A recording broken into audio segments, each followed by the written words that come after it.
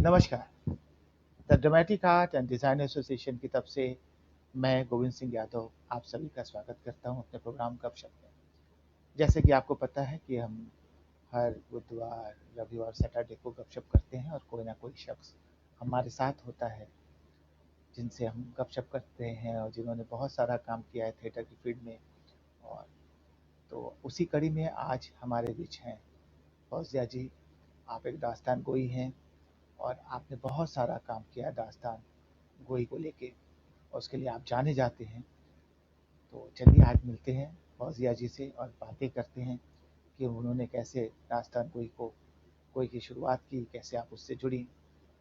और किसी के मन में अगर कोई प्रश्न है तो वो यहाँ पे लिख सकता है और उनसे बातें कर सकता है। तो चलिए फौजिया जी का स्वागत करते हैं। मैम नमस्कार। और आपका बहुत बहुत धन्यवाद मैम, आपने समय निकाला और आप आए हमारे प्रोग्राम गपशप में। सच में बहुत अच्छा लगा। नहीं, आपका धन्यवाद मुझे बुलाया। मेरी आवाज रिवर्स हो तो मैम बोल दीजिएगा, मैं माइक बंद कर दूंगा जब आप रिवर्स हो रही है। हाँ तो मैं प्रश्न करने के बाद मैं बंद कर दूंगा मैम। ठीक है, आप मुझे बोल दीजिए। वो होती है थोड़ी सी दिक्कत। तो एक्चुअली इस बहाने हमें भी आपसे परिचय करने का मौका मिला मैम, क्योंकि जैसे कि वो है ना, मैं आपका पढ़ रहा था क्योंकि बहुत सारा चीज़ है इंटरनेट पे। तो आपने कैसे इंस्पायर हुए, आपने कैसे शुरू किया? तो हम ज़रूर चाहेंगे कि बहुत सारे लोग हैं जो दास्तान गोई को भी नहीं जानते कि दास्तान गोई क्या है, कैसे शुरू हुआ, कहाँ से शुरू हुआ और आप कैसे उससे जुड़ी और आपका कैसे उस तरफ रुझान हुआ। तो हम चाहेंगे वहाँ से शुरू करें। देखिए, दास्तान गोई मैं बहुत लिटरेरी भाषा में तो बात नहीं करूंगी। दास्तान गोई मतलब अगर मैं किसी आम इंसान को समझाना चाहूँ तो बेसिकली ये कहानी, दास्तान यानी लंबी कहानी, गोई यानी कहना। तो दास्तान गोई में हम कहानियां सुनाते हैं जो कि लंबी होती थी। मतलब मैं इसलिए अभी अपने आप को लंबा नहीं कह रही, क्योंकि जो लोग जब ये पहले दास्तान 16th सेंचुरी में हमें ऐसे दस्तावेज मिले हैं जिसमें ये पाया गया है कि तब दास्तान गोई होती थी। और 19वीं सदी तक आते आते, क्योंकि जब मुंशी नवल किशोर ने तमाम दास्तान गोइयों को जमा करके जब ये दास्तानें लिखवानी शुरू करी, क्योंकि देखिए दास्तान गोई में एक और चीज सबसे अहम बात है कि ये जबानिया बयान था, मतलब ये ओरल ट्रेडिशन था। ये ऐसा नहीं था कि पहले लिखी गई और फिर सुनाई गई, ये पहले सुनाई गई और फिर लिखी गई।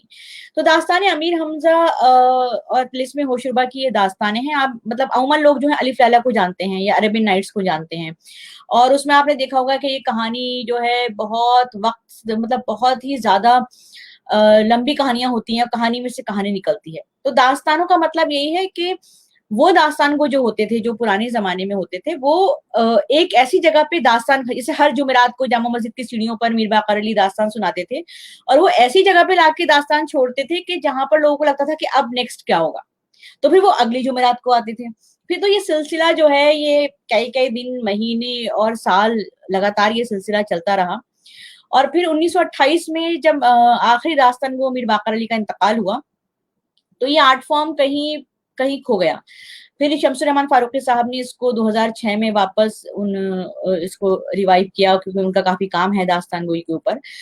और फिर 2004-5 में ये काम शुरू किया, और फिर 2006 में मैंने दास्तान गोई शुरू करी। तो जब आप मुझसे पूछा कि दास्तान गो बनने का सफर कैसे शुरू हुआ, तो अब मुझे ये रियलाइज होता है कि दास्तान गो बनने का सफर तो बचपन से शुरू हो गया था, क्योंकि मैं पुरानी दिल्ली में रहती थी, मतलब। और पुरानी दिल्ली में अभी हम आए हैं, शिफ्ट किया है कुछ वक्त पहले।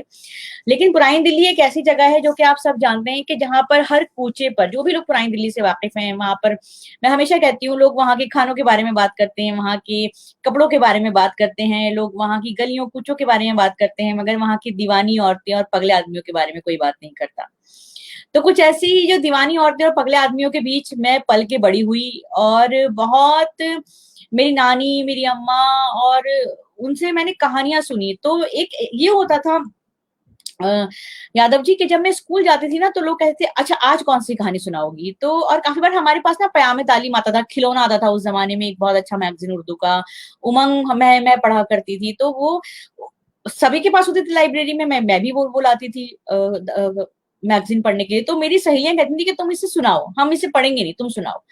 तो मुझे समझ में नहीं आता था कि क्यों कहती है मुझे सुनाओ, अरे पढ़ लो मतलब जैसे मैंने पढ़ा है। तो ये सिलसिला चलता रहा और फिर ये 2006 में बाकायदा जब मैंने दास्तान गोई शुरू करी, मेरे दोस्त ने प्रभात, उन्होंने मुझसे कहा कि तुम्हें दास्तान गोई करनी चाहिए। और जब मैंने पहली बार दास्तान गोई देखी तो मुझे लगा कि यही है मेरा पहला इश्क। और क्योंकि जहाँ पे जितने भी लोग मौजूद हैं थिएटर से हैं, और हम मतलब हर एक को एक चीज, हम सब एक चीज ढूंढ रहे होते हैं जो कि आपको लगता है कि हमें पूरा करती है वो चीज, है ना। तो मैंने मास्टर्स किया एजुकेशन प्लानिंग एडमिनिस्ट्रेशन में, जामिया से सोशियोलॉजी ऑनर्स किया, और फिर मैं लेक्चरर थी, पढ़ा रही थी। उसी पढ़ाने में मुझे दास्तान गोई मैंने शुरू करी, और फिर मैं पढ़ाती जा रही थी और दास्तान गोई के शोज भी हो रहे थे, मगर कहीं ना कहीं नौकरी आड़े आती थी। तो मैं हमेशा, मुझे लगता है कि 2014 में मेरा दिमाग खराब हो गया, मैंने अभी नौकरी छोड़ दी और मैंने कहा कि मुझे ये दास्तान गोई जो है, मतलब बगैर सोचे समझे, बगैर कुछ, ये मतलब ये कोई बहुत प्लान्ड डिसीजन नहीं था। मतलब ऐसा नहीं था कि कोई बहुत प्लान करके मैंने छोड़ा हो, मगर हाँ मैं सोच 2-3 साल से रही थी कि नौकरी छोड़नी है। कि कहीं मुझे ऐसा लग रहा था कि कहीं कुछ लैक कर रहा है मेरी जिंदगी में, कहीं कुछ कमी आ रही है। क्योंकि मैं अब जब आप सुबह से लेकर शाम तक की नौकरी कर रहे होते हैं, आप सब जानते हैं कि कितना हम टाइम दे पाते हैं अपने पैशन को या कुछ। तो बस मैंने वो नौकरी छोड़ी और मैं दास्तान गोई पे लग गई। और बस जब से 2006 से मेरा ये सफर आज आपके सामने।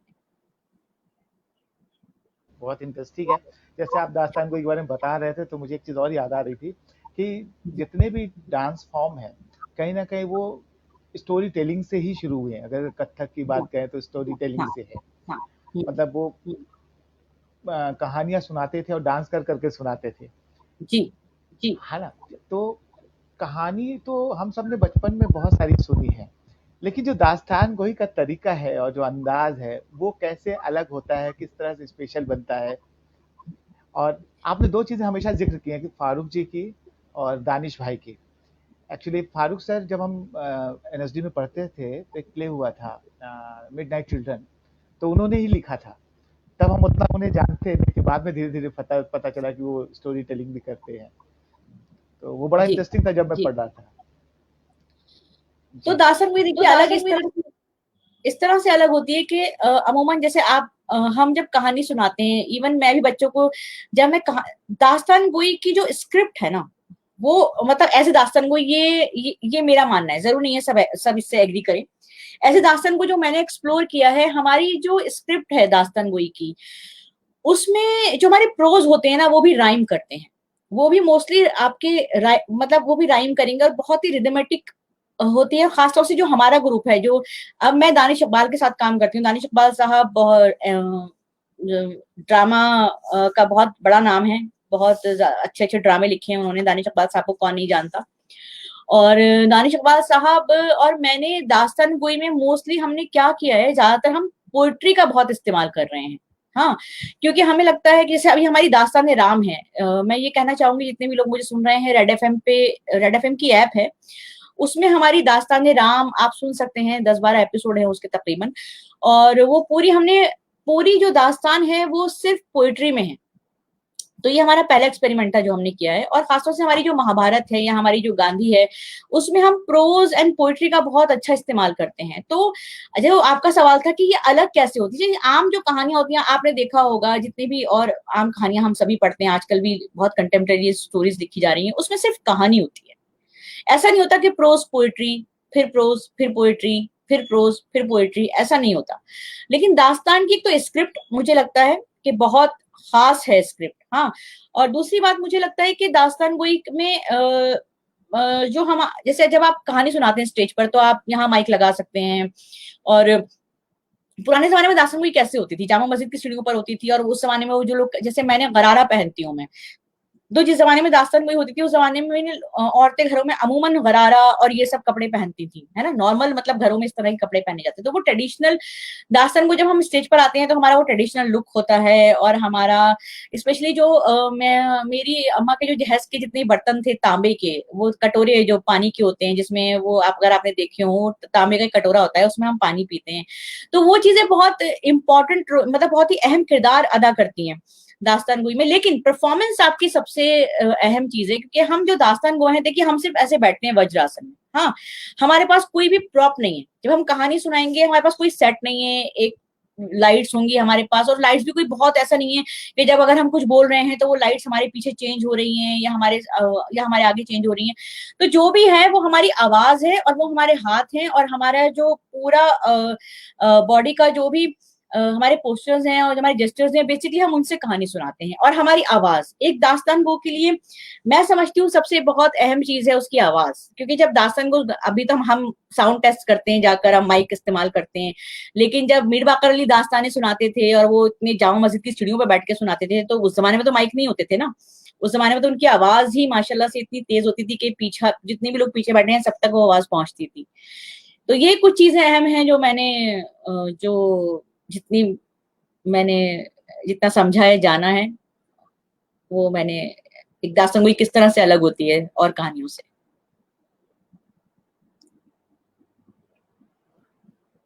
ये रवि रंजन जी कह रहे हैं कविताओं को शामिल करने के लिए बहुत बहुत मेहरबानी आपकी कि आपने दास्तान गोई कविताएं भी शामिल की, और क्योंकि मैं एक बात बता हमेशा दूं एक चीज हमने और होता था और ना। मैं एक बात बता दूं जी हमने जी।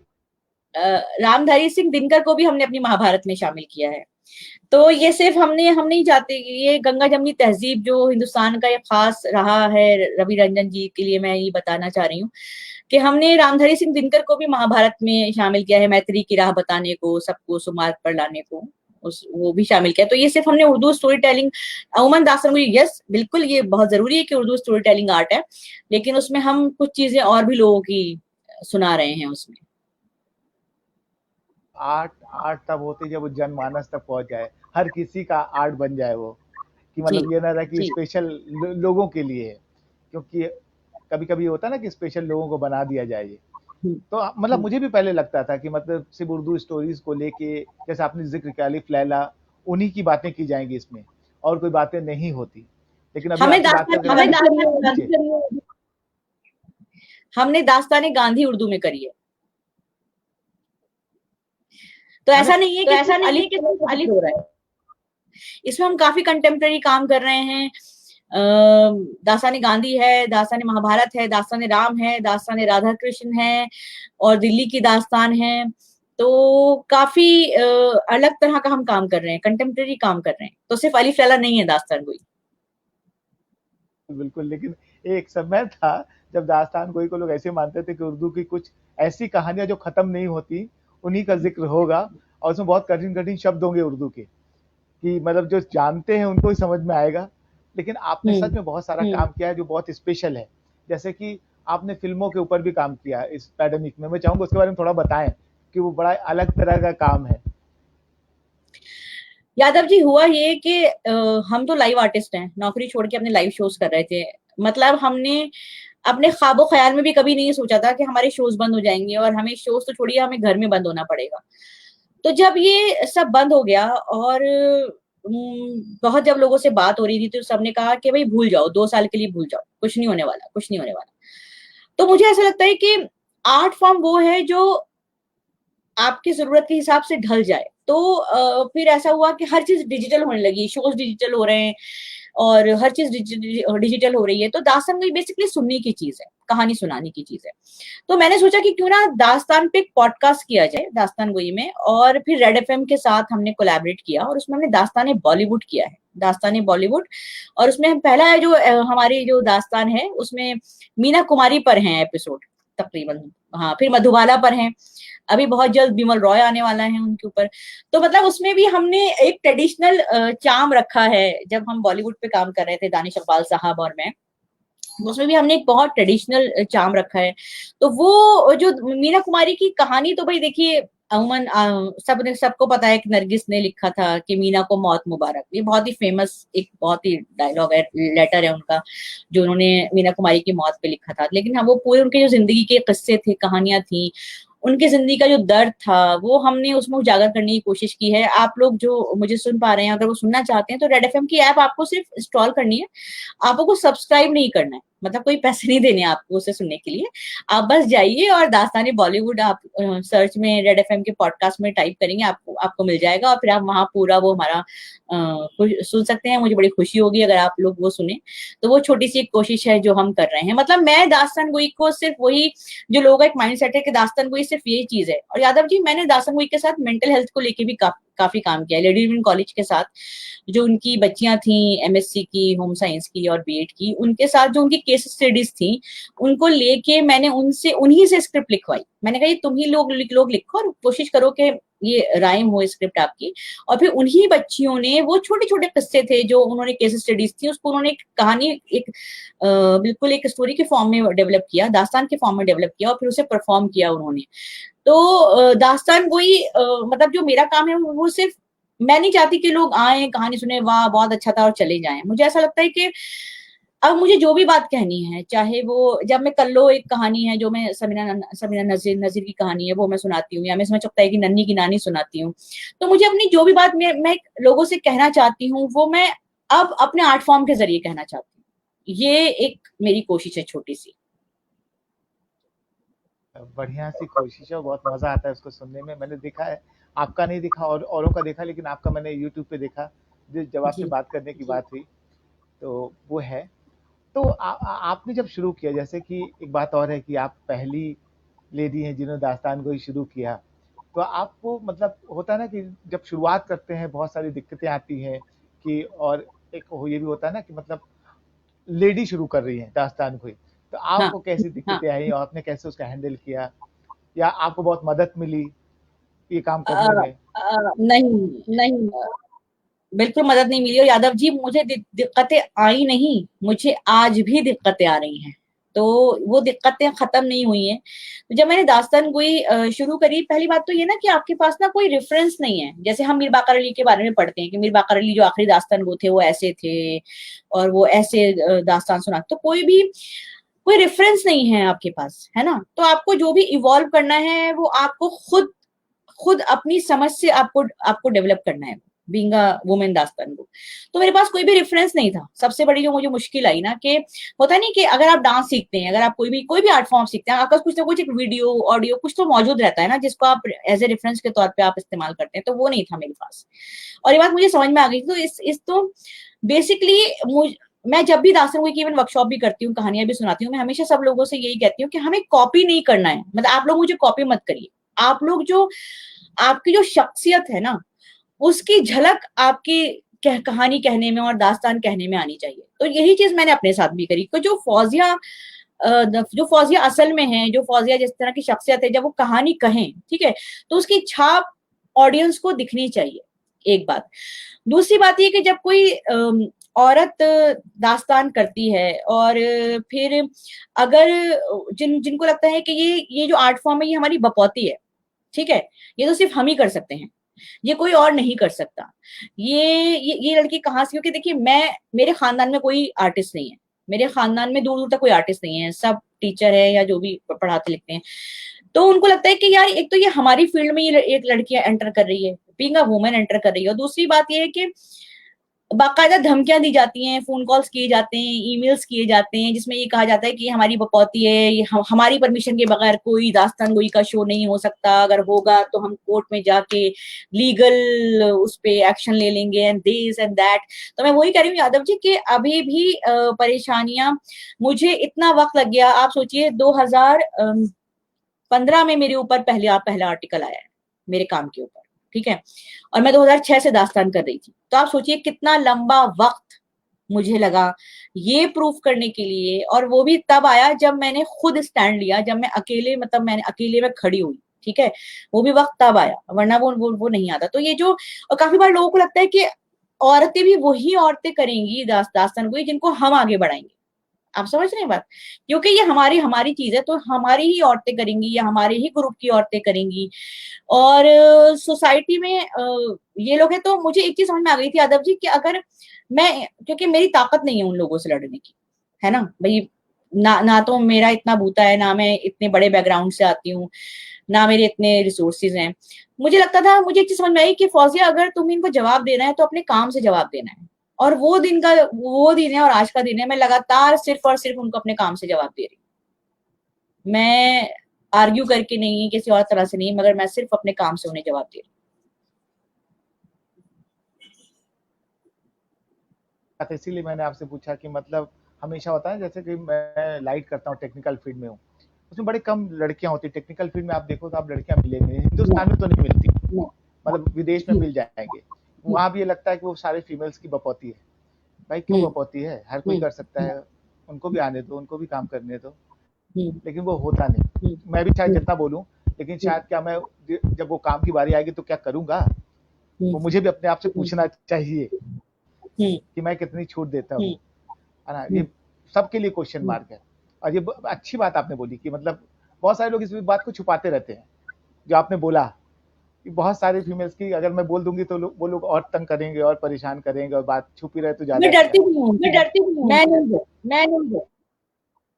मैं उनसे नहीं डरती। और मुझे अपने काम पे यकीन है, अपनी ईमानदारी पे यकीन है, और जो लोग मेरे काम के कायल हैं मुझे उन पे यकीन है। मैं उनसे नहीं डरती। से डरना है तो फिर आर्ट ही क्यों करना है, और डर है तो आर्ट में जाना ही क्यों है। तो एक छोटी सी नौकरी करें और खुश रहें। आप शायद हरविंदर कौर बबली जी को जानते होंगे, वो आपको हेलो बोल रही हैं, बबली दी। जी, हरविंदर कौर बबली जी आपको हेलो बोल रही हैं, मोतीलाल खरे जी हैं, मनीष जी हैं, आपको हेलो बोल रहे हैं। और सच में मतलब बड़ा अच्छा लग रहा है मतलब आपसे बात करके। बबली दी भी मतलब कुछ कहानियों का कुछ कुछ करती रहती हैं। तो उन्होंने वो विदेश में है, बाहर रहती हैं वो। तो अच्छी चीज बताइए, जो आपने बात कही, आपने तो भाषा भी एक बनाई है, उस कहीं कहीं जिक्र है कि मतलब पुरानी दिल्ली की कुछ चीजों को लेके आपने एक भाषा उसका, है ना। तो मैं चाहूंगा वो कैसे भाषा बनी, क्या बनी, आप उसका जिक्र करते हो कहीं कहीं। देखिए, वो मैंने भाषा नहीं बनाई है। असल में हुआ ये कि जब भी मैं पुरानी दिल्ली से हूँ, तो जब भी मैं कॉलेज या कहीं पे भी जाती थी ना, तो लोग हमेशा बोलते थे, अच्छा अरे मियाँ जा रही हूँ, कर रही हूँ, आ रही हूँ, अच्छा। तो मुझे ना मतलब मुझे बहुत हर्ट करती थी ये चीज कि ये डायलेक्ट्स ऑफ दिल्ली की बात है। ये डायलेक्ट्स हैं जो मेरी नानी के जमाने में मुझे याद है, जब वो बैठती थी, और अगर अगर या मेरी अम्मा भी, अगर वो कोई बात करता था तो वो एग्जैक्टली बता दिया करती थी, अच्छा तुम वहां की हो ना। मतलब उनकी बातचीत से, उनके अल्फाजों के इस्तेमाल से, उनकी वोकैबुलरी से वो बता दिया करती थी कि एग्जैक्टली मतलब आप कहाँ से हो। तो ये जिसका आप मजाक उड़ा रहे हैं, आ रही हूँ, जा रही हूँ, कर रही हूँ, ये असल में डायलेक्ट्स, ये डायलेक्ट्स हैं, और इनको इनको बचाना मतलब जरूरी है। अब मुझे ये समझ में नहीं आ रहा था कि मैं इन लोगों को समझाऊं कैसे। तो ये दिल्ली की करखंदारी जबान है, जिसपे गोपीचंद नारायण साहब ने काफी काम किया है। और तो ये दिल्ली की बेगमाती जबान है, धोबनों की जबान है, और काफी और जबानें हैं जिन पे मैं बात करती हूँ। सानिया, जो मेरी सिस्टर इन लॉ भी हैं, वो मेरे साथ हैं, और वो बेगमाती जबान है सब कल्चर पे पीएचडी कर रही हैं। तो हम वो प्रॉपर एक सेशन करते हैं दोनों, जिसपे वो लिटरेरी एस्पेक्ट पे बात करती हैं। और अगर करखानदारी जबान जो है, हाँ, अगर जब तक मैं उन्हें वो बोल के नहीं दिखाती, तो लोगों को समझ में नहीं आता कि वो क्या चीज है ना। या बेगमाती जबान है, जब तक मैं लोगों को बोल के नहीं दिखाती, तो उनको वो समझ में नहीं आता कि ये क्या चीज है। तो वो मैंने कोई जबान नहीं बनाई है, नहीं। लेकिन जो डायलेक्ट है दिल्ली के, मैं चाहती हूँ कि लोग उसे एक डायलेक्ट के तौर पे, एक लहजे के तौर पे एक्सेप्ट करें, हाँ, ना कि वो कोई मजाक की। तो अभी मुझे कॉलेजेस में बुलाया, मुझे बहुत यूनिवर्सिटीज ने बुलाया कि आप आइए हमारे बच्चों के साथ ये सेशन करिए, और लोग सुनते हैं और लोग इस बात को मानते हैं, और मुझे बड़ी खुशी होती है, कहते हैं हाँ अब हम ये नहीं सोचेंगे आ रही हूँ, जा रही हूँ, कर रही हूँ। तो जैसे मैं एक छोटा सा नमूना अभी आपके सामने एक पेश करती हूँ, कारखानदारी जबान का, बहुत छोटा सा। तो आज सुबह में छत पर खड़ा कबूतर उड़ा रिया था कि इत्ते में किसू ने दरवाजा खटखटाया। मैंने नीचू झांक के देखा तो करखंदार का मुलाजिम खड़ा हुआ था। मुझे देख के बोला कि वही करखंदार के लमड़ा हुआ है, मीनों ने तुम्हें बुलाया है। मैंने किया, अबे पहले ये बता कि करखंदार क्या लमड़ा हुआ है या इनकी बीवी किया। अब वो बोला, खलीफा तुम तो खिल्लीबाजी करते हो, मैं जा रही हूँ, तुम जल्दी से आना। मैंने किया, अबे तू बड़ी घबरी में, जा जाकर कह दीजो मैं नहीं आऊंगा। वो बोला, क्यों? तो मैंने किया, करखंदार ने क्या मुझे कोई भांड समझा है कि एन बरवक्त पे मुझे बुलावा भेज दिया। अबे विनय चाहिए था कि एक दो दिन पहले बुलावा भेजते। वो बोला, खलीफा मगर लमड़ा तो आज ही हुआ है, वो भी अचानचुक। यूं के करखंदार के हिसाब से तो पूरे 1 महीने का वक्त बाकी था। मैंने किया, ये लौंडा होगा बड़ा तेज। विस ने तो एक महीने, उसने विस ने तो 9 महीने का रास्ता 1 महीने में तय कर लिया। विस ने तो 9 महीने का रास्ता 8 महीने में तय कर लिया। तो ये था। तो अब ये जब तक आप लोगों को बोल के नहीं दिखाएंगे, तो लोगों को समझ नहीं आता कि व्हाट इज कारखानदारी जबान, बेगमाती जबान क्या है, धोबनों की जबान क्या है। अब जैसे धोबन, आप, मैं जिस जमाने की बात कर रही हूँ, जब मैं उस जमाने की बात कर रही हूँ जब ये शादी.com नहीं था हमारे पास, जीवनसाथी.com नहीं था, तो उस जमाने में लोग शादियां कैसे कराते थे। तो ये धोबी होते थे, इनकी जो बीवियां होती थी धोबन, असल में ये थी उस जमाने की शादी.com और जीवनसाथी.com, और ये पूरा मैरिज चलता फिर तक मैरिज ब्यूरो हुआ करती थी। तो ये कैसे जाती थी घरों में और कैसे अपनी मार्केटिंग स्ट्रेटेजी, अरे उसकी लड़की तो पता है ऐसी है, मुंह बोलती है तो फूल झड़ते हैं मुंह से, तो वो सब जो फ्लेवर है ना वो मैं इसमें लाती हूँ। तो ये काम है मेरा। सुंदर है, मतलब एक तरह से करेक्टराइजेशन हो जाता है, करेक्टर बनाने का काम भी होता है कि करेक्टर भी बनाना है। लेकिन ये तो ये बात हुई कि आप दिल्ली, पुरानी दिल्ली की हैं, वहाँ की भाषा तो आपने समझ ली, पकड़ ली और मजा आता है।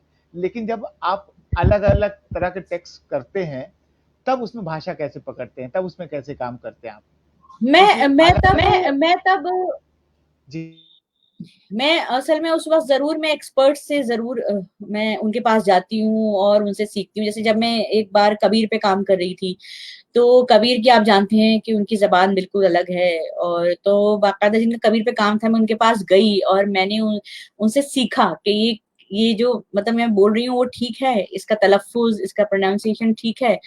तो जो भी जबान है, मैं लहजे की बात कर रही हूँ, मैं उसको बयान करने की बात कर रही हूँ, मैं जबान सीखने की बात नहीं कर रही हूँ। तो जब भी कोई जबान हम किसी भी जबान में अगर हम काम करते हैं, तो वो जबान उसको कैसे बोला जाता है और उसका लहजा क्या है, प्रोनाउंसिएशन क्या है, क्योंकि आप भी थिएटर से हैं, आप जानते हैं, और हम रंगमंच के जितने भी लोग हैं, ये एज एन आर्टिस्ट ये कहीं ना कहीं हमें एक्वायर करना आता है, हमें ये सीखना आता है कि हर तरह के जो लहजे हैं उनको हम बोल सकें, हमारी अदायगी, और खासतौर से जब मेरे जैसा आदमी जो कि ओरल ट्रेडिशन में है, तो हमारी एक रेंज होनी चाहिए, मुझे ऐसा लगता है एज एन आर्टिस्ट। हाँ, आप हमेशा, और दास्तान गोई में ये होता है, दास्तान गोई में अगर आप औरत हैं तो आपको औरत के किरदार में रहना है, अगर आप आदमी हैं, अगर आप दुर्योधन की तरह बात करें, आपको दुर्योधन की तरह परफॉर्म करना है, अगर द्रौपदी है तो आपको द्रौपदी की तरह परफॉर्म करना है। तो ये चीज आप बेसिकली हमें हमें इंटरनलाइज करनी होती है, हमें अपने अंदर एकदम रमनी होती है, मैं ये कह सकती हूँ, और वो आती है रियाज से। जैसे मैं दास्तान गोई के लिए हमेशा एक बात बहुत अहम है जो मैं कहती हूँ, लोगों को लगता है कि बस दास्तान गोई में सफेद कपड़े पहने, माइक लगाया और जी कहानी याद करी और बैठ गए। दास्तान गोई बिल्कुल एक क्लासिकल म्यूजिक की तरह है। जैसे हम वो धागा बांध के जब हम वो प्रैक्टिस करते हैं ना, रियाज, जो सालों के रियाज के बाद आपको लगता है कि भाई मैं एक राग गाना सीख गई, ये दास्तान गोई बिल्कुल वैसे ही है। इसको भी ये मतलब हम जब सालों के रियाज के बाद हमें लगता है कि हाँ जी आज मेरा सुर यहाँ लग गया, आज आज ये चीज अचीव हो गई, तो बिल्कुल वैसी ही है दास्तान गोई। रियाज और पढ़ाई भी इसमें बहुत करनी पड़ती है, मतलब एक एक दास्तान गोई के लिए बहुत प्रैक्टिस, मतलब जी बिल्कुल, पढ़ाई क्योंकि पढ़ाई जो जरूरी लोग है, अभी सुन वो रहे होंगे, जरूरी है। हमेशा लोगों को लगता है ना दास्तान को कहानी तो सुनाना है ना, कहानी सुना देंगे, तो वो बहुत जरूरी कि कहानी सुनाना भी इतना आसान नहीं होता। तो जरूर उसको बताएं कि एक दास्तान को तैयारी तैयारी करने में कितना समय लगता है, कैसे लगता है। हाँ, ये देखिए अमूमन अगर कोई दास्तान अगर आप तैयार कर रहे हैं, तो मुझे लगता है कम से कम 6 महीने और ज्यादा से ज्यादा 1 साल। क्योंकि देखिए कोई भी चीज आप लेने से पहले, आप अगर आपको, मैं हमेशा बोलती हूँ, अगर आपको कोई चीज रिजेक्ट भी करनी है ना कि ये नहीं लेंगे, तो आपको पढ़ना तो पड़ेगा ना उसे।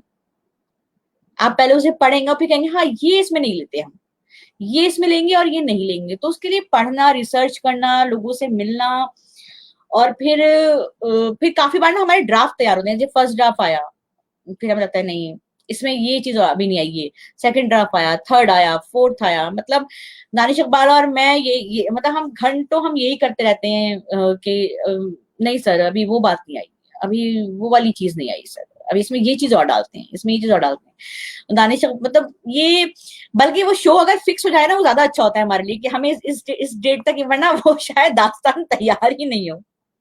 दानिश अग्रवाल यही कहते हैं मुझसे, ऐसे कहते हैं तुमको कोई चीज भाई इतनी आसानी से पसंद नहीं आ सकती, तुम, इससे बेहतर होता है कि अगर शो होता है कि हाँ इस डेट को तो आपको ये शो करना ही है, तो तब आपको लगता है कि नहीं भाई अब रुक जाओ, अब ये करना ही है, तो अब इस वक्त करिए। तो रियाज, पढ़ाई और मतलब दास मूवी के स्क्रिप्ट पे काम करना इतना आसान नहीं है, ये आम काम नहीं है। मतलब मैं समझती हूँ सारी स्क्रिप्ट में अमूमन जैसे इवन लोग अगर वेब सीरीज भी लिख रहे हैं, मूवीज भी लिख रहे हैं, तब भी वो लोग बहुत रिसर्च करते हैं, काफी खाक छानते हैं। तो बिल्कुल वैसे ही है दास्तान गोई की स्क्रिप्ट भी। ऐसा नहीं है कि आपने एक हफ्ते में बढ़ा, हाँ बस अगले अब नहीं, मुझे बड़े अजीब से कॉल आते हैं, फौजी जी दास्तान गोई करानी है हमें और ये टॉपिक है, अच्छा तो कब करानी है, बस नेक्स्ट वीक। तो मुझे ये समझ में नहीं आता कि कब तो वो स्क्रिप्ट लिखी जाएगी, कब तो वो रिसर्च होगी, और कब वो हम याद करेंगे, और कब वो हम रियाज करके परफॉर्म करेंगे। क्योंकि देखिए हमारे काम में उसे याद करना भी है। आप कितना भी आपकी मेमोरी अच्छी हो, आपका हाफजा अच्छा हो, लेकिन आप मतलब कोई भी टेक्स्ट को बात याद करने की भी नहीं है, बल्कि मेरे लिए बहुत जरूरी होता है ऐसे दास्तान, मैं जब तक वो चीज मेरे अंदर रम नहीं जाती ना, मैं मुझे वो मजा नहीं आता उसको परफॉर्म करने में। भाई याद तो ठीक है, आप चलिए अगर आपको स्क्रिप्ट आप एक हफ्ते में याद कर सकते हैं, चलो हाँ याद हो गई, लेकिन मेरे लिए जरूरी है कि याद करके उसको उसको मेरे अंदर बिल्कुल इम्बाइब हो जाना चाहिए, मतलब रमना चाहिए मेरी हर चीज में, मेरी आंखों में, मेरे हाथों में, मेरी बॉडी लैंग्वेज में वो चीज रमनी चाहिए। वो बहुत अहम है मेरे लिए। तो वो नहीं हो सकता भाई एक हफ्ते में, और ये एक हफ्ते में तो हम स्क्रिप्ट भी पता नहीं लोग कैसे स्क्रिप्ट ऐसे तैयार कर देते हैं, ये समझ में नहीं आता मुझे। आपका कहना बिल्कुल सही है। जैसे कि अगर मैं रतन श्याम जी की बात कहूँ, तो वो भी अपना प्ले तैयार करने में 2-2 साल, 3-3 साल लेते हैं। उनके एक-एक नाटक 2-2 लेते साल में बिल्कुल बने बिल्कुल। और इसीलिए वो वर्ल्ड फेमस डायरेक्टर है, क्योंकि वो इतना टाइम लेते हैं। अच्छा, एक चीज़ और है जो बहुत इंटरेस्टिंग है, क्योंकि आप जब जो स्टोरी टेलिंग करते हैं, जो बना बना रहे हैं, उसमें डायरेक्टर तो होता नहीं, तो खुद को देखना है, खुद को समझना है, खुद ही को जानना है, क्योंकि उसमें नहीं डायरेक्टर मेरे जो नहीं, डायरेक्टर मेरे हैं जो वो डायरेक्टर हैं वो जी, जी, जी, जी। मेरे डायरेक्टर जो मेरे हैं वो डायरेक्टर दानिश जो इकबाल हैं वो साहब दानिश हैं। इकबाल साहब हैं। अच्छा, मतलब वो होते हैं, वो डायरेक्ट करते हैं, वो बकायदा बताते हैं कि नहीं कैसे करना है। मतलब नहीं हम मतलब दोनों मिलकर हम काम दोनों करते मिलकर काम करते हैं। हाँ, हैं। हाँ, तो हाँ। उसमें हम तो दोनों लेकिन जैसे उसमें अब जब जैसे मैं अब जब मैं मैं कहती हूँ सर ये मैं वाला कहती हूँ जैसे सर ये वाला जैसे इस तरह से मेरा इस मीट तरह हो से मेरा गया। मीट हो गया। अच्छा सर, अमूमन जो है ना देखिए इसमें मुझे शीशा बहुत हेल्प करता है। मैं जब भी मैं परफॉर्म करती हूँ तो मैं शीशे के सामने परफॉर्म करती हूँ, और मैं और अब तो मेरी ये हालत हो गई यादव जी कि अभी अगर मैं तो अगर अब शीशा भी नहीं है ना मेरे साथ, तो मेरे हाथ अपने आप चले जाते हैं उसकी तरफ, मेरी बॉडी अपने आप उसके अंदर मतलब मूव करने लगती है बैठे, और मैं मुझे लगता है कि यहाँ से अपने आप ऊंचा जाएगा, ठीक है। तो लेकिन उसपे दो लोग मतलब दो तीन लोग इसमें दानिश इकबाल का पूरा अमल दखल होता है, और मैं और दानिश इकबाल मिलकर ये डिसाइड करते हैं कि ये ठीक जा रहा है कि नहीं जा रहा। जैसे हम यहाँ यहाँ पेस कम हो रहा है या यहाँ पेस ज्यादा हो रहा है, हाँ, या यहाँ पे और यहाँ एग्रेशन है, और एग्रेशन लाओ, और एग्रेशन लाना चाहिए थोड़ा सा, या ज्यादा सॉफ्ट हो गया, है ना। और ज्यादा अच्छा रहता है अगर मैं अपने आप को सुन के रिकॉर्ड करके खुद सुनूं, है ना, कि ये एज ए ऑडियंस बात पहुंच रही है कि नहीं पहुंच रही है। तो डायरेक्टर तो है दानिश साहब, दानिश इकबाल साहब। डायरेक्टर तो आप दोनों हैं। वो जब जी। करते होंगे तो आप भी बोलते होंगे कि ये चीज़ें नहीं मुझे वो नहीं लग राइटर रहा है, है। वो वो दास्तान राइटर गोई है, वो नहीं दास्तान करते गोई हैं। नहीं करते हैं। दानिश इकबाल अच्छा, हैं, आप दानिश कंफ्यूज इकबाल हैं, कर रहे आप हैं कंफ्यूज दानिश मैं इकबाल जानता हैं। हूँ, मैं जानता हूँ, मैं जानता हूँ उन्हें। मैंने जामिया में पढ़ाते हैं। जामिया में पढ़ाते हैं। जी, जी, जी। वो इलाहाबाद से ना? नहीं इलाहाबाद से नहीं है नहीं, वो, इलाहाबाद से नहीं है वो। अच्छा, वो हैदराबाद से। 2 दानिश हैदराबाद हैं। से। एक वो हैं, एक दानिश दो साहब हैं दानिश जो इकबाल है। 2 दानिश इकबाल हैं। जी, जी, जी, 2 दानिश इकबाल हैं। तो अच्छा, एक चीज़ और जो आपने कहा कि कॉस्ट्यूम व्हाइट रखते हैं। व्हाइट रखने के पीछे कोई कारण है विशेष कि व्हाइट ही होगा, कि हम चेंज नहीं कर सकते, कलर में नहीं जा सकते? उसके पीछे कोई देखिए एक कारण तो है? देखिए, एक तो ये मेल दास्तान गो की मैं बात कर रही हूँ। मैंने महेश्वर दयाल की जो किताब है उसमें दास्तान गो का एक पूरा एक उस जमाने का एक फोटो छाप रखा है उन्होंने। उसमें वही जो मेल दास्तान गो हैं वो अचकन पहन के बैठे हुए हैं, और पास में उनके वो कटोरे रखे हुए हैं, वो पूरा सेट का एक फोटो है, ठीक है। तो जिस जमाने में ये लोग दास्तान गोई करते थे, अगर आपको याद हो तो उस जमाने में तकरीबन सभी लोग लखनऊ में अचकन पहनते थे, और यहाँ पे व्हाइट कुर्ता पजामा दिल्ली में पहनते थे। उस वजह से ये व्हाइट है। अब जब अब फीमेल का तो कोई रेफरेंस ही नहीं है कि फीमेल क्या पहनती थी। तो अब ये भी है कि अब जब मेल मेंबर ये पहनते थे तो मैंने सोचा कि भाई अब ट्रेडिशनल क्या है, बहुत सोचा। मैं और फैसल अल काजी साहब भी एक बार बैठे हुए थे कि क्या करें क्या करेंगे, तो मैंने कहा सर गरारा पहनते हैं। गरारा जो है ट्रेडिशनल लुक भी आएगा उससे, और वो भी व्हाइट ही करते हैं, क्योंकि सिंक्रोनाइज होना चाहिए आपका। जो दो लोग हैं, अगर दो लड़कियां हैं तो वो सेम ही व्हाइट रहेंगी। अब ऐसा तो नहीं हो सकता कि आपका जो मेल मेंबर है जो परफॉर्म कर रहे हैं वो तो व्हाइट पहने हुए और आप रेड पहन के बैठ गए। मतलब एक सिंक्रोनाइजेशन, और व्हाइट अगर आप देखिए तो उससे एक सूथिंग इफेक्ट आता है, बड़ा शांत कलर है और बड़ा एक अच्छी वाइब्स आती हैं। और बड़ा पाकीज़ा कलर है, ये भी मैं कह सकती हूँ। तो ऐसी कोई थियरी नहीं है, मतलब ऐसी कोई फिक्स थियरी नहीं है। क्योंकि मुझे ये बात ऐसे सूझी कि जैसे आपने कहा ना कि आपने बहुत सारे एक्सपेरिमेंट किए, दास्तान गो के साथ बहुत सारे एक्सपेरिमेंट किए, तो मतलब वाइट तब से चल रहा है, अभी तक चल रहा है, तो उसमें एक्सपेरिमेंट कभी भी करने को क्यों नहीं सोचा कि उसमें भी एक्सपेरिमेंट किया जाए? हाँ, मैंने इसलिए नहीं सोचा क्योंकि वो मेरी आइडेंटिटी है। मतलब फौजी आएगी तो सफेद कपड़ों पहनकर ही आएगी, व्हाइट में ही आएगी। एक तो आइडेंटिटी है, दूसरी बात ये है कि जैसे मैंने कथक के साथ एक्सपेरिमेंट करा कि कथक हो रहा है और मैं इधर स्टेज पे बैठ के दास्तान सुना रही हूँ, ठीक है। मैंने गजल गजल राधिका चोपड़ा को कौन नहीं जानता, उनके साथ मेरा कोलैबोरेशन है। वो गजल का सफर हमने किया था, एक वो गजल गा रही थी और मैं दास्तान सुना रही हूँ गजल के सफर की। फिर मैंने जब कबीर किया था तो कबीर पे जो वेदी है वो गा रही है कबीर पे और मैं जो हूँ दास्तान सुना रही हूँ। फिर हमने खुसरो पे भी किया था तो खुसरो में कव्वाली गाई जा रही है बाकायदा और खुसरो की दास्तान हम पेश कर रहे हैं। तो मुझे लगता है कि एक दास्तान गो का ना एक एक फिक्स फ्रेम है ऑडियंस की नजर में अब, कि अब दास्तान गो वुमेन आ जाए मेल आ जाए, भाई आएंगे ये व्हाइट में ही, तो उसको तोड़ना नहीं चाहती मैं। उसको नहीं तोड़ के लोग पहचान जाए, अच्छा दास्तान गोई हो रही है क्या, मतलब आपके कॉस्ट्यूम से ही पहचान जाए क्या दास्तान गोई का शो है क्या। अगर वो फौजिया नहीं भी है तो हाँ दास्तान गोई है क्या। तो वो जो एक चीज है ना, वो जो एक पहचान है, वो उसके लिए जरूरी है। कहीं से कुछ पहचान बननी चाहिए, नहीं तो हर समय हम तोड़ते ही रहते हैं, हर चीज को तोड़ते जाएंगे तो कितना तोड़ेंगे। लोग कुछ तो जो अपनी पहचान बना दे, कि जी लगे कि भाई ये जी चीज है, बिल्कुल बिल्कुल बहुत जरूरी है। नहीं तो आजकल हर मूवमेंट पे एक चीज बहुत अच्छी आती है ना कि एक्सपेरिमेंट करते हैं, लेकिन एक्सपेरिमेंट की भी सीमा होनी चाहिए, एक्सपेरिमेंट का भी जी तो एक आधार जी। होना चाहिए।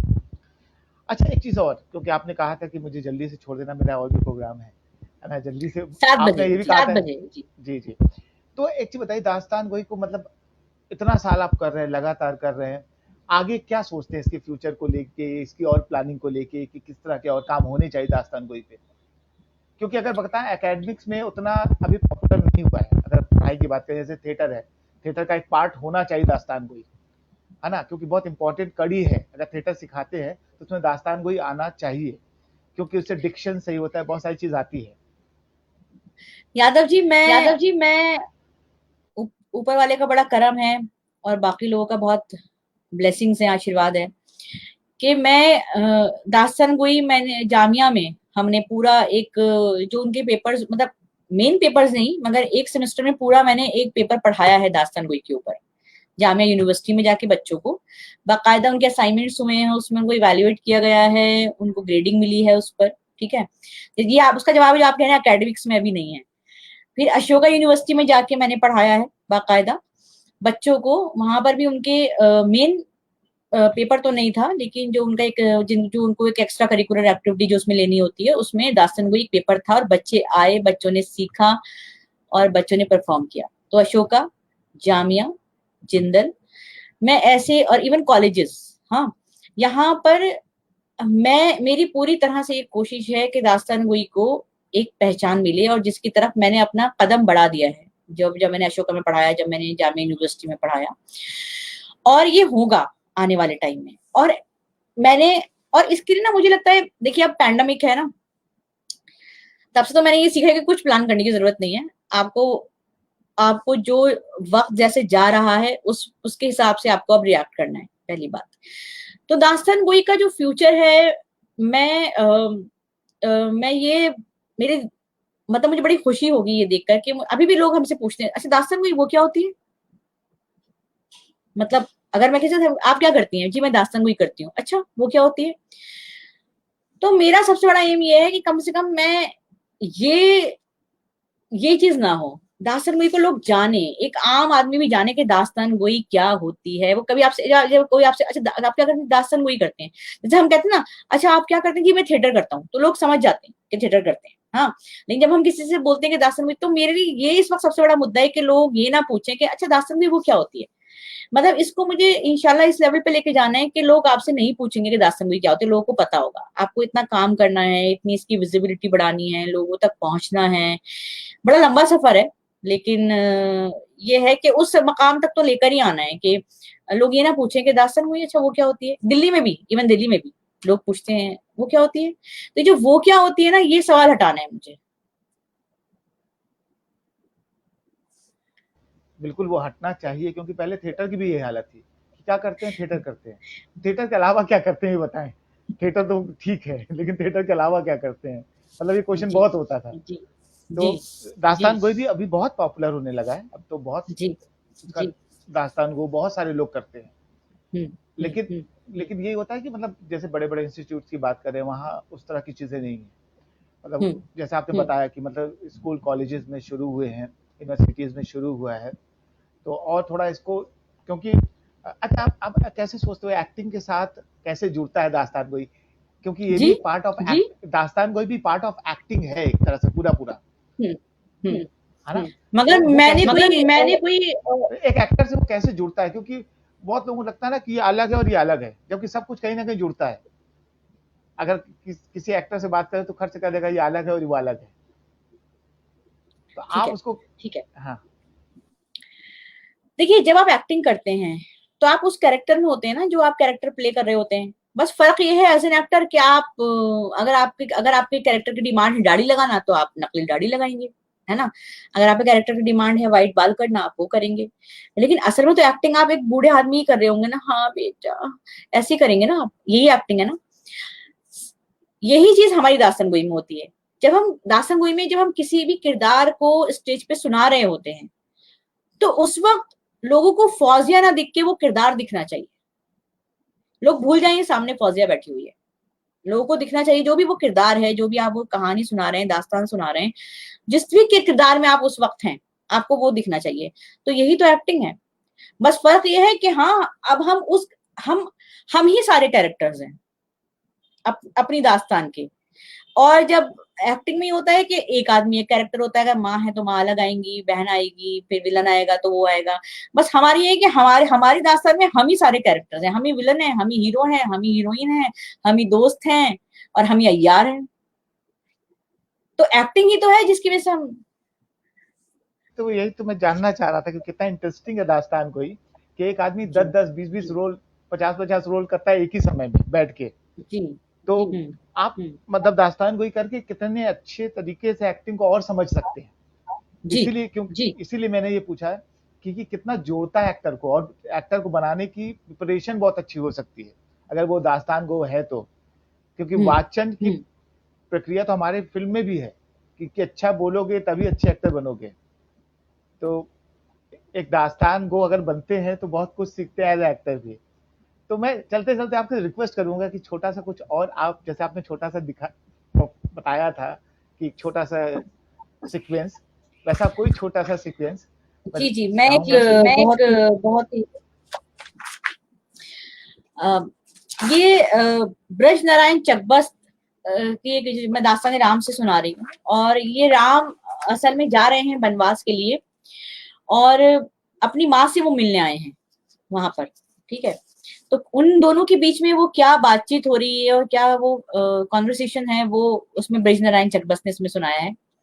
तो रुखसत हुआ वो बाप से लेकर खुदा का नाम, राहे वफा की मंजिले अव्वल हुई तमाम, मंजूर था जो माँ की जियारत का इंतजाम, दामन से अश्क पोंछ के दिल से किया कलाम, इजहार बेकसी से सितम होगा और भी, देखा हमें उदास तो गम होगा और भी, दिल को संभालता हुआ आखिर वो नौनिहाल, खामोश माँ के पास गया सूरते ख्याल, तन में लहू का नाम तन में लहू का नाम नहीं, सर्द रंग है गोया बशर नहीं, कोई तस्वीर संग है, क्या जाने किस ख्याल में गुम थी वो बेगुनाह, नूरे नजर पे दीदाए हसरत से की निगाह, जुम्बिश हुई लबों की भरी एक सर्द आह, ली गोशहाए चश्म से अशकों ने रुख गिरा, रोकर कहा खामोश खड़े क्यों हो मेरी जान, मैं जानती हूँ जिस लिए आए हो तुम यहाँ, सबकी खुशी यही है तो सहरा को हो रवा, लेकिन मैं अपने मुंह से न हरगिज कहूंगी हाँ। किस तरह मन में आंखों के तारे को भेज दूं, जोगी बना के राज दुलारे को भेज दूं। सरजद हुए थे मुझसे खुदा जाने क्या गुनाह, मझधार में जो यूं मेरी कश्ती हुई तबाह। सुनकर जबां से माँ की ये फरियाद दर्द खेज, उस खस्ता जां के दिल पे चली गम की तेग तेज। आलम ये था करीब कि आंखें हो अश्क रेज, लेकिन हजार जब्त से रोने से की गुरेज।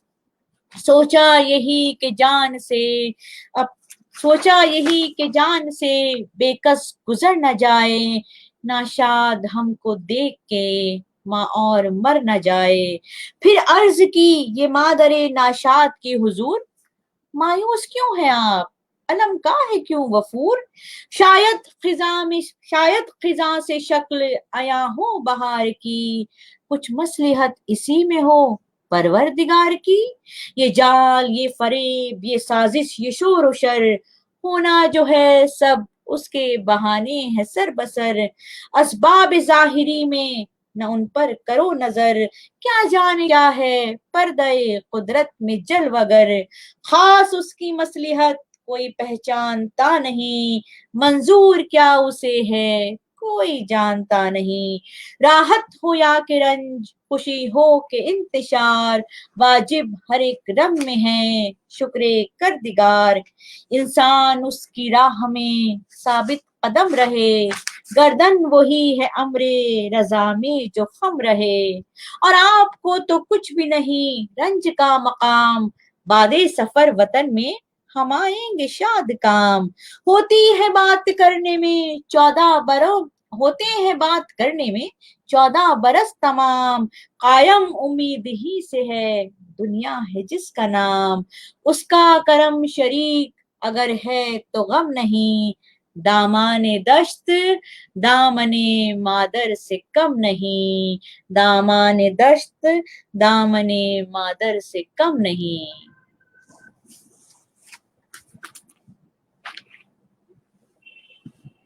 आपकी आवाज नहीं आ रही, माइक।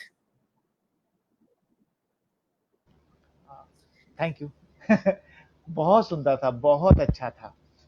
अच्छा, पांकी कश्यप जी का एक प्रश्न है कि मैम दास्तान गोई में जैसे वाइज मतलब वाचन ही महत्वपूर्ण है, तो वाइज के लिए आप क्या प्रैक्टिस करते हो, मतलब अपनी आवाज के लिए, कि उसके लिए प्रैक्टिस आप भी करते यकीन हैं? आप मानिए, यकीन मानिए मैंने कोई वॉइस ट्रेनिंग नहीं ली है, आप यकीन मानिए। लेकिन मैंने मैंने कहीं से भी मतलब मैं कोई वॉइस ट्रेनिंग नहीं करती हूँ। लेकिन अभी मैं जानती हूँ कुछ लोगों को जो ये कर रहे हैं, तो वो स्पेशली योगा में कुछ एक्सरसाइजेज हैं, शायद मुझे नहीं मालूम है। अब वो जो थिएटर में जो लोग, क्योंकि जो अमूमन अब जो लोग दास्तान कर रहे हैं वो थिएटर के बैकग्राउंड से हैं, मतलब वो थिएटर करते थे पहले। मगर मैं कोई मेरी आवाज की कोई ट्रेनिंग नहीं हुई है, कोई नहीं कह सकता कि हमने फौजिया की वॉइस ट्रेनिंग कराई है या हमने ये ये करा है। ये तो बस रियाज करते करते ही मेरी आवाज ऐसी हुई है। तो प्रश्न वही था कि सारा खेल तो वॉइस का होता है, तो वॉइस के लिए आप क्या करते हैं, क्या प्रैक्टिस करते हैं? हमेशा लोग कहते हैं ना कि अपने वॉइस को ट्रेन करो, डायलॉग अच्छा बोलना है। जी तो जी तो प्रश्न वही था कि कभी कभी होता है आप करते करते बना लेते हैं, तो बहुत सारे बच्चों का प्रश्न होता है, बहुत सारे लोगों का प्रश्न होता है कि हम कैसे अपने वॉइस को ट्रेन करें, क्योंकि वॉइस ट्रेनिंग के अलग अलग क्लासेस भी लोग लेते हैं। तो वही बात थी। तो अपने आप भी बनती है, अपने आप से भी अगर आदमी रेगुलर लगा रहे तो बहुत सारी चीजें बन जाती हैं। जी मतलब जी। हर चीज के लिए ट्रेनिंग की जरूरत नहीं होती, बहुत सारी चीजें रियाज कर करके बन जाती हैं। तो सच में मतलब आपसे बात करके बहुत मजा आया, बहुत अच्छा लगा, मुझे बहुत भी सारे बहुत लोग मजा मुझे भी आया। बहुत मजा आया। हाँ, तो बहुत सारे लोग जुड़े हुए हैं, उनको बहुत अच्छा लगा है, सारे लोग कमेंट भी कर रहे हैं कि बहुत खूबसूरत था, बहुत अच्छा था। तो आपका बहुत बहुत धन्यवाद। बहुत धन्यवाद। बहुत धन्यवाद। फिर मिलेंगे, फिर ऐसी बातें करेंगे, जी है बिल्कुल। ना? जी बिल्कुल। जी, थैंक यू, शुक्रिया।